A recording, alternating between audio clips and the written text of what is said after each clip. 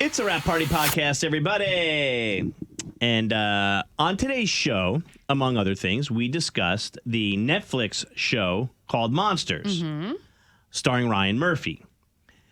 And the Menendez brothers are starting to get, because of this show, a lot more attention in the public. And they used to get attention, I mean, obviously when the trial was big, and then I feel like maybe right afterwards. But now they're getting like this whole nother wave of fame. So in the late 80s, early 90s, I think the incident happened in 89, and they were tried in 1990. So think about that. Anybody who was born after 1990 has no idea who the Menendez brothers are. As our video producer, Melanie, who's helping us, she was like, nope, I have no idea who they are.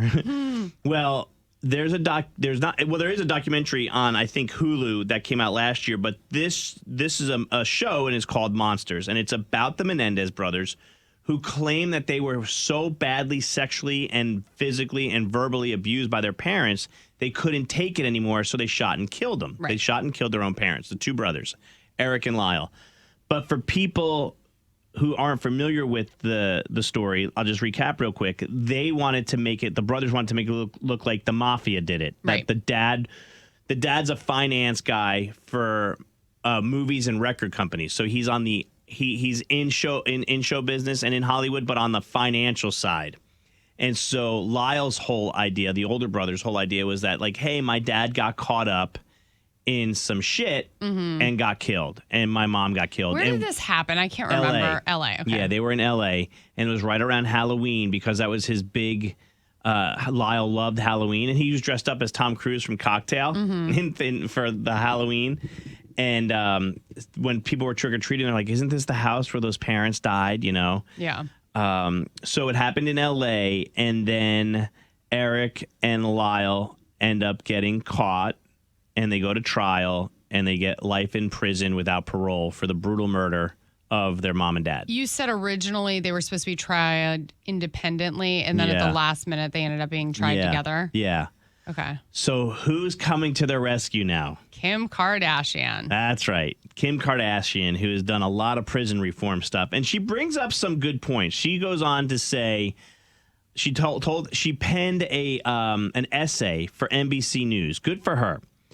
She said that they were given an unfair trial because sexual assault on boys back then wasn't seen the same way in 1989 and 1990 as it is now. It wasn't. They weren't taken as serious. And she was basically like, if this were women, the story would be way different. Well, also, I think there wasn't a lot of evidence, and it was just like hearsay, like his word against their word. And now you said that I didn't see this, but from what I understand was it Kim who found this other person? Or? I'm not sure if she found the other person, but the other person has since come forward, and he is a member of a Latino group called Menudo, who says he was 13 at the time, and that Jose Menendez, the dad, physically assaulted him and whatever. Yeah. So now that there is somebody else to corroborate the fact that there was assault, she's saying that they didn't have a fair trial. Now, she's also saying, like, listen, we're not making any excuses for murder here, especially because you said Lyle was 20 at the time. And Eric was 18. Yes. Like, at 20 years old, you're capable of leaving that scenario, right? That home. Right. But, so murder was not the appropriate function. But is she saying she wants them to be tried again, or they just want them to look at the sentencing? I guess they would have to be tried again, right? Prosecutors in Los Angeles announced that they're reviewing new evidence in the case to determine whether they should be serving life sentences for killing their parents in their Beverly Hills mansion more than 35 years ago, the district attorney announced on Thursday of this week. Eric's 53 and Lyle's 56. So I guess if they decided on a lesser sentence, then they would subtract the time already spent in jail? A hearing is scheduled for November 26th. He said there's no question the brothers committed the murders, but that the office will be reviewing new evidence and will make a decision on whether it warrants a resentencing. The new evidence in petition includes a letter written by Eric that his attorneys say corroborates the allegations that he was sexually abused by his father. And he says he believes that the topic of sexual assault would have been treated with more sensitivity if the case had happened today. And Kim is saying the same thing. I mean, they were brutal murders. Yeah. Yeah. In a statement on X posted by his wife, Eric Menendez called the show a dishonest portrayal of what happened that has taken them back to a time when prosecutors built a narrative on a belief system that males were not sexually abused and that males do not experience any rape trauma, which is way different than women.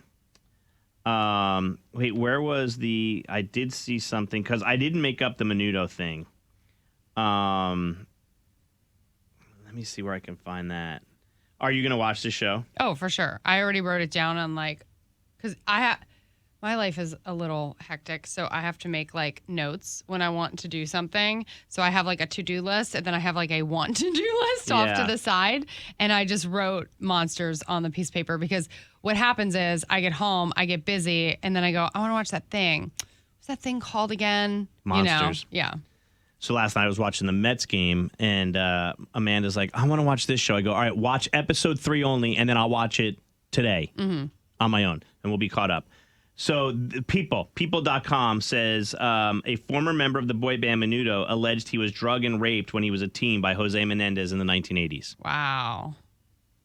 So, okay, now, you didn't mention this on the air, so this is a Rap Party exclusive. No, I did not. But the Menendez brothers, they started getting all this love and all these, they're good-looking guys, especially back in the day. In fact, Lyle Menendez... There was a lot of fanfare around the way the boys looked. If the show Monsters...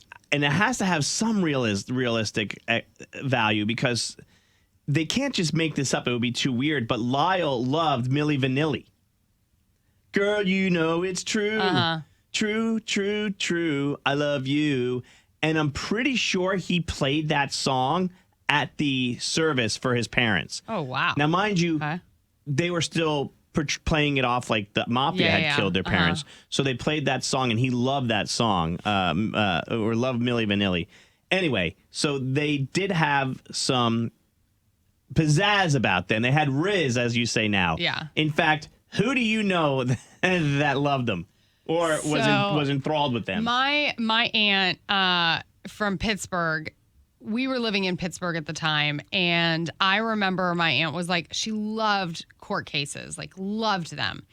And, she followed JonBenet Ramsey and Lacey Peterson and this case and so many more. OJ. So I remember it constantly being part of my upbringing, which is probably why in some psychosomatic way I love a murder mystery or podcasts. Yeah. Sword and Scale. But anyway, my aunt, when this trial was going on, I remember her talking about how hot these brothers were. And that always stuck in my head. I never really knew what they looked like. But as they pulled it up, I was like, oh, it's totally her type, right? Dark hair, sporty, whatever. You got to reach out to her and see if she's watched the show Monsters. 100%. And if I she's guarantee shocked she that has. that he's wearing a toupee. Yeah, Lyle. I'll have to ask her. But yeah, she was all in on the Menendez boys. She was like, oh, I'd marry one of those boys. Did she write a letter to them? I don't know. Maybe. Okay. Yeah. But well, I said on the air, and I'll mention it here on the Rap Party too. When I worked in Sacramento, we were right near Folsom, and Folsom Prison is where I believe Eric Menendez is in Folsom Prison. The other one's down in L.A., I want to say. And I found out through a friend of mine who I played hockey with, who was a guard there, that he enjoyed the radio show that I did out there. I always thought that was weird. That I gave him a piece of mind and maybe made him laugh a little bit. It's so weird. Anyway, that's a Rap Party podcast, everybody. Bye. Bye-bye.